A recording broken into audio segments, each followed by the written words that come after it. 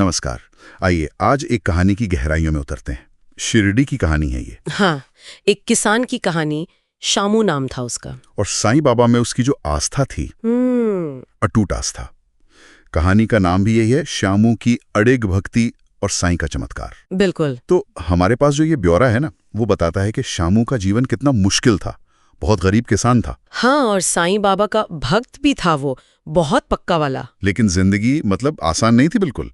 गांव में सूखा पड़ा हुआ था। हाँ, घर में खाने को कुछ नहीं, अन्न का एक दाना तक नहीं। सोचिए ऐसी हालत में कोई कैसे अपनी आस्था बनाए रखेगा, बहुत मुश्किल होता होगा। सही बात है। ज्यादातर लोग तो शायद क्या कहते हैं, उम्मीद ही छोड़ देते हैं या सवाल करने लगते हैं भगवान से। पर श्यामू वो अलग था। हाँ, वो बिल्कुल अलग था। वो रोज मंदिर जाता था, वहां साफ सफाई करता था। और जो भी थोड़ा बहुत कमाता था ना, उसमें से भी बाबा के लिए कुछ ना कुछ हिस्सा निकालता था जरूर।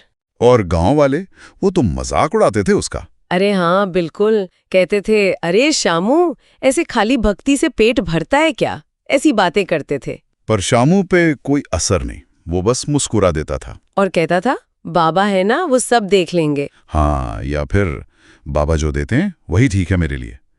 क्या गजब का समर्पण था। यहीं पर ना कहानी का एक मनोवैज्ञानिक पहलू सामने आता है। अच्छा, वो क्या? कि शामू की ये जो आस्था थी, वो सिर्फ पूजा पाठ ही नहीं लगती, शायद ये उसका अपना तरीका था मुश्किलों से लड़ने का। जहां बाकी सब लोग निराशा देख रहे थे, शामू शायद अपने विश्वास में एक सहारा ढूंढ रहा था। हाँ, जैसे एक ढाल की तरह। बिल्कुल। ये दिखाता है कि कैसे अटूट भरोसा वो इंसान को अंदर से एक स्थिरता दे सकता है, चाहे बाहर कितनी भी मुश्किलें हों। हाँ, ये सिर्फ उम्मीद नहीं थी, शायद एक तरह की मानसिक शक्ति भी थी। खैर, तो कहानी आगे बढ़ती है। हाँ, और फिर एक नाटकीय मोड़ आता है इसमें। एक दिन साईं बाबा शामू को अपने पास बुलाते हैं। और बाबा उससे एक बड़ी रहस्यमयी सी बात कहते हैं, शामू, आज तुझे जो भी मिलेगा ना, उसे चुपचाप ले लेना, स्वीकार कर लेना, उसे अपना इनाम समझना। अब शामू तो हैरान, उसे समझ ही नहीं आया कि बाबा क्या कह रहे हैं। क्या मिलने वाला था उसे? कौन सा इनाम? और फिर वो होता है जिसे चमत्कार कहते हैं। उसी दिन? हाँ, उसी दिन एक अमीर जमींदार आता है शिरडी। अच्छा। और वो अपनी जमीन जायदाद किसी सच्चे, ईमानदार और जरूरतमंद भक्त को देना चाहता था। और साईं बाबा उसे किसके पास भेजते हैं? सीधा शामू के पास। अरे वाह! सोचिए जरा वो पल। शामू, जो कल तक 2 वक्त की रोटी के लिए परेशान था, वो अचानक एक खेत और घर का मालिक बन गया। उसकी आंखों पर तो यकीन ही नहीं हुआ होगा, शायद रो पड़ा होगा वो। बिल्कुल। तब बाबा उसे समझाते हैं। बाबा कहते हैं, शामू देख, तूने सबसे मुश्किल वक्त में भी मुझ पर भरोसा रखा, शिकायत नहीं की, बस श्रद्धा रखी। ये उसी का फल है।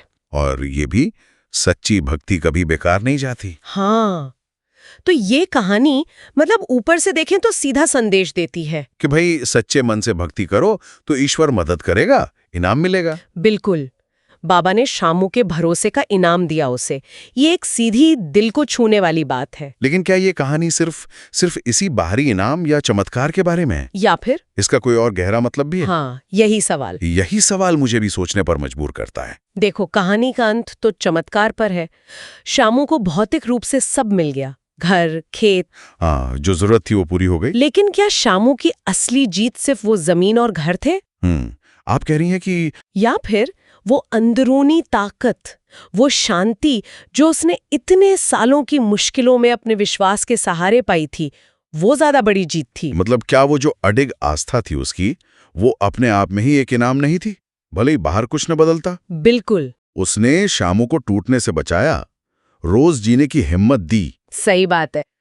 तो ये कहानी हमें इसी सवाल पर सोचने के लिए छोड़ जाती है कि सच्ची आस्था का सबसे बड़ा फल क्या है, बाहरी चमत्कार या वो अंदर का लचीलापन, वो शांति जो इंसान को किसी भी हालत का सामना करने की हिम्मत देती है? ये सवाल वाकई उस जमींदार के दिए तोहफे से भी शायद ज्यादा कीमती है। बिल्कुल, इस पर जरूर सोचना चाहिए।